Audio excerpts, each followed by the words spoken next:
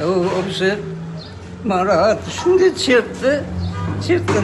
Balamni bir yoqqa oldim, bir yoqda bir bolam. O yerda o'zim shunday eshitib, ushlab qarma bilan qoldim. Suv mana shunday oqib o'tadi. Mana shunday ko'tariladi suv. Suvni ichida qoldik deb eshitdi va ko'zga ko'rinmaydi. Bolalar ko'zga ko'rinadi. Ana qancha bo'ldi. Sekin suv azay mana yoqda daryo bo'lib oqyotadi. Mana yerdan urib o'tadi. Darvozani chertib. Shunday bo'lib jama.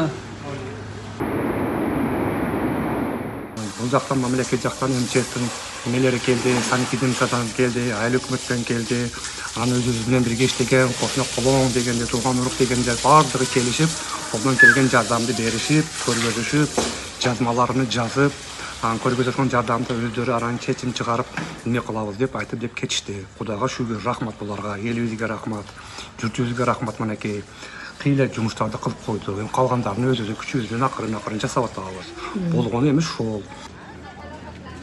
Мөлшерлеп жаған жаңбырдың кесепетінен сел ағындары пайда болып, Жеңіш айылын қаптаған аталған айылдың учурда 73 тұрақ үйінің қоро сарайларының сел қаптаған, анын içінен 54 тұрақ үйдің içine сулар кірген.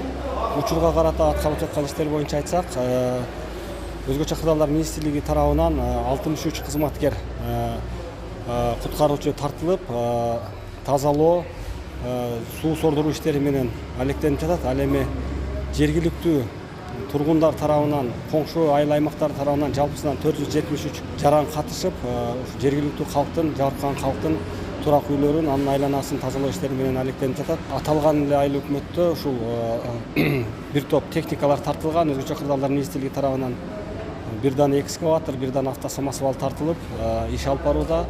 Ал эми жергиликтүү бийлик тарабынан көптөгөн техникалар тартылган, экскаватор, погрузчик, грейдер тартылып, ички чарбалык жолдорду калыбына келтирүү, сел каптаган короолордун ичиндеги сел калдыктарын тазалоо иштери менен алектенип жатышат. Негизинен селдин кесепеттерин жоюу иштери 70%га толугу менен аткарылып калды.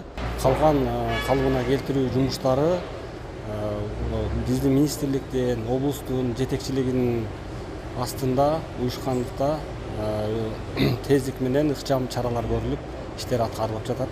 Табигый кырсыктын кесепетинен биздин ушул айылдын бир жараны каза болуп калды, 5 жашар бала.